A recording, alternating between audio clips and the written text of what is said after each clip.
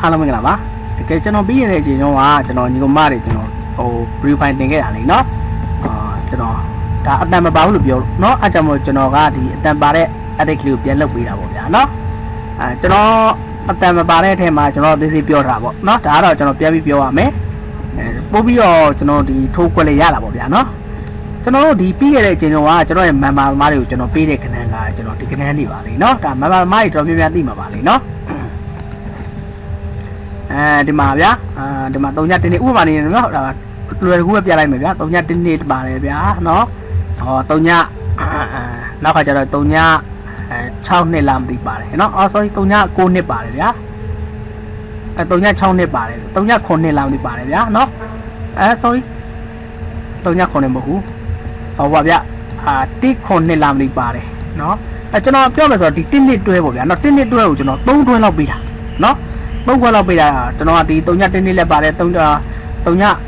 sorry 1ခုနှစ်လည်းပါတယ်ဗျာနောက်ခါကျတော့ကျွန်တော်1နှစ်6လမသိပါတယ်เนาะ3ခွက်ကျွန်တော်မိုက်ထည့်ပေးတာပေါ့ဗျာเนาะဘာဖြစ်လို့လဲဆိုတော့ကျွန်တော်ပြီးခဲ့တဲ့ချိန်တော့ကျွန်တော်1နှစ်အတွဲရထားလို့เนาะ1နှစ်အတွဲရထားတယ်1နှစ်အတွဲနေပြီးတော့ကျွန်တော်က9တလုံးပိုင်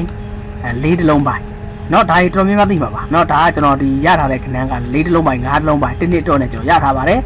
အဲ့မှာကျွန်တော်မြန်မာသမားကြီးက9တလုံးပိုင်လား4တလုံးပိုင်လားမေးကြပါတယ်အဲ့ဒီမှာကျွန်တော်မိန်ကနန်းမှာဆိုရင်9နဲ့4နဲ့ပဲတော့ရှောက်ပါတာပေါ့ဗျာเนาะမပါလားဆိုလို့ဒီ1နှစ်အတွဲလေးတွဲပဲကျွန်တော်ပါလားကျွန်တော်1နှစ်အတွဲကျွန်တော်1နှစ်အတွဲကို3ညထည့်တယ်6ထည့်တယ်ခွန်ထည့်တယ်ပေါ့ဗျာကျွန်တော်9နဲ့4နဲ့တွဲတော့ပေါက်မှာပေါ့เนาะအဲ့ site ကလေးပေါ့ဒါလေးကိုကျွန်တော်ပြပြရမယ်ဒါမမကြီးကျွန်တော်ပို့တဲ့ကနန်း1နှစ်အတွဲ3တွဲပါတာပေါ့ဗျာ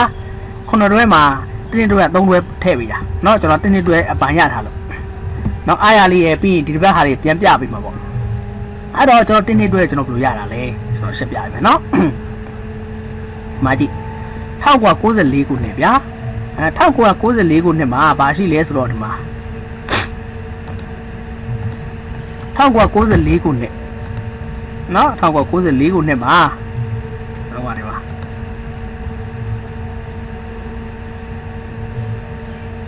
ဒါကလည်းရှိလဲဆို94ဟုတ်တယ်เนาะ3360နဲ့ထွက်တယ်လीเนาะ3360နဲ့ရှိပါတယ်เนาะ94ခုနှစ်မှာဒါပြန်ကြည့်လို့ရပါတယ်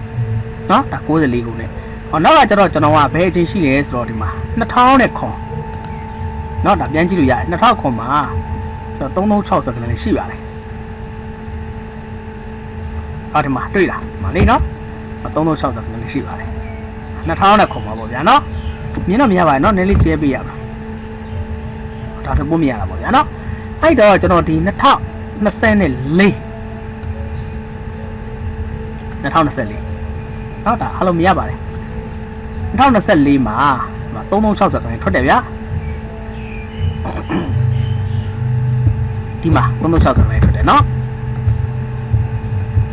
ဒါ3ချိန်ပေါ့ဗျာအဲ့တော့ကျွန်တော်တို့ဒီမှာရှစ်လပြန်ကြည့်မယ်အဲ့တော့ကျွန်တော်ဒီ1994ခုနှစ်ဗျာเนาะ94ခုနှစ်မှာကျွန်တော်3360ထွက်တယ်เนาะအဲ့3360ထွက်ပြီးရင်သူ့ရဲ့ဇောင်းမှာကျွန်တော်က9နောက်ပြီးလိုက်တယ်ဗျာအဲ့နှစ်မှာပြီးလို့ရှိရင်ကျွန်တော်1နှစ်အတွဲဆိုရင်1နှစ်8ထွက်တယ်เนาะဒါမြင်ပါတယ်1နှစ်အတွဲ1နှစ်8ထွက်တယ်လीเนาะအဲ့တော့ကျွန်တော်ကဒီမှာ2000ခွန်မှာ3360ထွက်တယ်ဗျာသူ့ရဲ့ဇောင်းမှာ9နောက်ပြီးလိုက်တယ်ဗျာပြီးလို့ရှိရင်ကျွန်တော်1နှစ်9ဆိုပြီးစောထွက်တဲ့ခဏကပါလေ1နှစ်8ကျွန်တော်အလွယ်တကူရေးလိုက်မယ်နော်1နှစ်8ဒီချိန်မှာထွက်တာကတော့1နှစ်9နော်1နှစ်9ထွက်တယ်ဒီဟာပေါ့ဗျာအဲ့တော့ကျွန်တော်ကဒီ2026မှာ3360ထွက်တယ်ဗျာအဲ့ဒီမှာသူ့ရဲ့ဇောင်းမှာဘာထွက်လဲဆိုတော့9နောက်ပိတ်ထွက်တယ်ဗျာဒါကျွန်တော်4-5အတွဲရထားတဲ့ဒါ site ကလေကျွန်တော်မပေါက်မှာမပါဘူးเนาะ9-5ဆိုကျွန်တော်တွဲပေးတာပဲเนาะဒီချိန်ကျွန်တော်လွဲရမှာလွဲပေါ့ဗျာကျွန်တော်4-5ထိစီ9နောက်ပိတ်ရတယ်ဒီချိန်နဲ့1နှစ်အတွဲရတယ်เนาะဒါမပေါက်တာမပေါက်ကောကျွန်တော်ညံ့လို့ပါเนาะဒီဘက်ကတော့ကျွန်တော်တခြားကြီးလုပ်ပေးထားပါတယ်အဲ့တော့ကျွန်တော်ကဒီအချိန်မှာကျွန်တော်1နှစ်ဆိုပြီးတော့ကျွန်တော်အဲ့ဒီမှာပထမဆုံးထွက်တဲ့ဟာက1နှစ်8ထွက်တယ်ဗျာ1နှစ်8ဒုတိယ1နှစ်9အဲ့တော့ကျွန်တော်ကဒီမှာ1နှစ်အတွဲလာပြီဆိုလို့ရှိရင်ကျွန်တော်က3ည1နှစ်ဒါလာမလားစီနီယာလာမလား ပြီးလို့ရှိရင်ဒီတင်းတစ်ရှစ်ဆိုတော့သူ့ရဲ့အထက်ကတင်းတစ်ခွန်လာမလားဆိုတော့အဲ့လိုလေးတွဲပေးတာပေါ့ဗျာဒါကျွန်တော်တွဲပေးရခဏလေးနော်ဒီဟာမဟုတ်ဘူးနော်ဒီအောက်ကနောက်ကတင်းတစ်6ကျွန်တော်တွဲပေးထားပါတယ်နော်တင်းတစ်6လည်းတွဲပေးထားပါတယ်အမှန်တကယ်ကကျွန်တော်က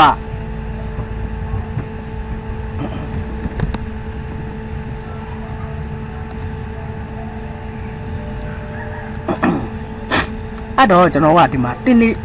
6ဆိုပြီးတော့ကျွန်တော်ထည့်ပေးရတယ်အမှန်တကယ်ကကျွန်တော်က9တုံးပိုင်း4တုံးပိုင်းဆိုရင်ကျွန်တော်ကဒီမှာတင်းတစ်4နဲ့တင်းတစ်5ဆိုကျွန်တော်ပေါင်းပါပေါ့ဗျာဒါကျွန်တော်ကတော့ကျွန်တော်နှစ်ခွက်ထဲကိုကျွန်တော်ကကနန်းများမှာဆိုလို့ဆိုပြီးကျွန်တော်ထည့်မပေးတာအမှန်တကယ်ကျွန်တော်အဲ့ကနန်းနှစ်ခွက်တာထည့်ပေးရင်တော့ပေါင်းပါပါเนาะဒါကျွန်တော်ညံ့တာလည်းပါတာပေါ့အဲ့တော့ကျွန်တော်ကဒီအချိန်မှာကျွန်တော်တင်းနှစ်အတွက်ထွက်သွားတယ်เนาะဟုတ်ပြီအဲ့တော့ကျွန်တော်ကဒီ2000နဲ့ဒီဟွာမှာကျွန်တော်အဲ့လိုမဖြစ်အောင်ကျွန်တော်ကဒီမှာ asset လေးကျွန်တော်ပြန်ကြည့်တာပေါ့ဗျာဒါတော်များသိပါပါအဲ့တော့ကိုအောင်က94မှာတင်းတင်းတွက်ချတယ်သူ့ရဲ့အောက်မှာဗာလိုက်ထားလဲဆိုတော့ဒီမှာခွန်လုံးပိုင်လိုက်ထားတယ်နော်ခွန်လုံးပိုင်လိုက်ထားတယ်ပြီးလို့ရှိရင်သူ့ရဲ့အောက်မှာဗာကြထားလဲဆိုတော့က10 break နော်ခွန်65ဆိုတော့10 break နော်ခွန်65ဆိုတော့10 break ခွန်လုံးပိုင်နဲ့10 break အဲ့တော့ဒီမှာခွန်လုံးပိုင်နဲ့10 break ရတယ်နော်သူ့ရဲ့အောက်မှာတစ်နှစ်ကအောက်မှာကြာမှာလေနော်အဲ့တော့ဒုတိယ site 2ဒီမှာကြည့်လိုက်2000ခွန်ပါသမုံ6ထွက်တယ်9နောက်ပေးလိုက်တယ်တစ်နှစ်တွဲလိုက်တယ်ဟောသူ့ရဲ့အောက်မှာဘာရှိလဲနော်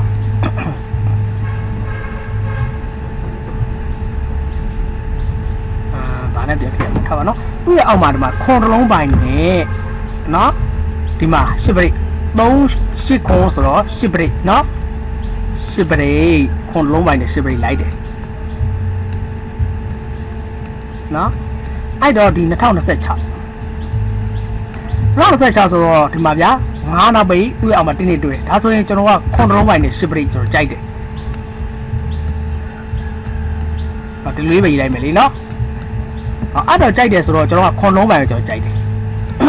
ခွန်လုံးပိုင်ကြိုက်တော့ကျွန်တော်ခွန်တစ်လုံးနဲ့လေကျွန်တော်10 break ကျွန်တော်ဘယ်ခဏထိုးရမှမသိဘူးလေနော်အဲ့တော့ကျွန်တော်ရဲ့မွေးခဏရှိပါတယ်ဒါဒီနှစ်မှာကျွန်တော်မဖြစ်မနေထွက်မယ်ခဏအပူခဏရှိတယ်နော်အဲ့ထဲမှာကျွန်တော်ကဒီ4ခွန်ဒါလေးကိုကြိုက်တယ်နော်4ခွန်ဘာကြောင့်ကြိုက်ရတာလဲเนาะအဲ့ဒါလေးပြမယ်เนาะကျွန်တော်ကြိုက်တဲ့ခဏက4ခွန်မှာ4ခွန်ကိုပတ်လက်လေးထိုးအောင်ပါဗျာเนาะ4ခွန်ကိုဘာကြောင့်ကြိုက်ရတာလဲเนาะဒါလေးပြပေးမယ်အဲ့တော့ကျွန်တော်4ခွန်ကိုကြိုက်တဲ့အကြောင်းအရာဗျာဒီမှာဒါမျိုးလေးရှိတယ်မကြီးဒီမှာ94မှာခွန်တစ်လုံးပိုင်10 break เนาะခွန်65ထွက်တယ်သူ့ရဲ့ဇောင်းမှာဟာဒီခွန်လေးအဲ့မှာခွန်လို့လိုက်ထွက်တယ်နော်ဆရာကြည့်ထားမယ်နော်အဲ့တော့ကျွန်တော်ကဒီ2000နဲ့ခွန်2000ခွန်မှာလဲခွန်တစ်လုံးပိုင်ပဲ10 break ပဲသူ့ရဲ့ဇောင်းကခွန်လို့လိုက်ထွက်တယ်နော်ဒါဆိုတော့ကျွန်တော်ဒီ2026သူ့ရဲ့ဇောင်းမှာဆိုရင်ကျွန်တော်ကဗာလဲဆိုတော့ဒီအချိန်ပေါ့နော်အဲ့တော့4တလုံးပိုင်နဲ့ခွန်နဲ့ပေါင်းလို့ရှိရင်ဒီမှာခွန်လေးတွေ့ရတယ်ဗျာ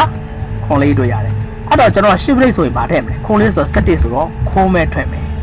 အဲ့မှာကျွန်တော်ကဒီ4ခွန်လို့ခွန်လေးပတ်လေလေးကိုကြိုက်ပါတယ်လို့ပြောတာလေနော်ဒါကျွန်တော်ရဲ့ဒီမွေးကနန်းလေးကျွန်တော်ဟိုဘက်ပြတ်သွားတဲ့အကောင့်မှာကျွန်တော်တင်ထားပါတယ်လေနော်ဒါဒီဘက်ကောင့်မှာတော့ကျွန်တော်မတင်မှာတော့ဘူးဒါကြိုက်လို့ရှိရင်တော့ထိုးပေါ့နော်မကြိုက်ဘူးဆိုရင်ညီကောင်မရှိလေကြောသွားပါ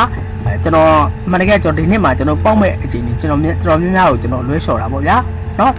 ကျွန်တော်တရားကြီးလုပ်ထားပါတယ်ဒီနေ့မပေါက်ပါအောင်ကျွန်တော်စူးစမ်းပြီးလုပ်ပြီးပါပေါ့နော်တကယ်လို့ကျွန်တော်ဒီမှာမန်မာဝင်ကျွန်တော်ဆိုရင်ဒီဖုန်းနံပါတ်ကိုဆက်သွယ်လို့ရပါတယ်ဒါကတော့ကျွန်တော်မန်မာဖုန်းပါ2လ4ချိန်စာ2000ကျပ်ပေါ့ဗျာနော်ဒီမှာ Viber WeB KB လေးရှိပါတယ်နော် Viber နဲ့ဆက်သွယ်လို့ရပါတယ်ဒီဖုန်းနံပါတ်ပါနော်ကျွန်တော်ဒီဖုန်းတစ်ခုပဲသုံးပါတယ်မန်မာဝင်လို့ရှိရင်2လ4ချိန်စာ2000ကျပ်ပေါ့ဗျာနော်ဒါလေးတစ်လုံးပဲသုံးပါတယ်ဝင်နေလို့ရှိရင်ဆက်သွယ်ဖို့ဗျာနော်โอเคပါဒါဆိုရင်ဒီလောက်ပါပဲလေနော်အတန်လည်းရပါပြီနော်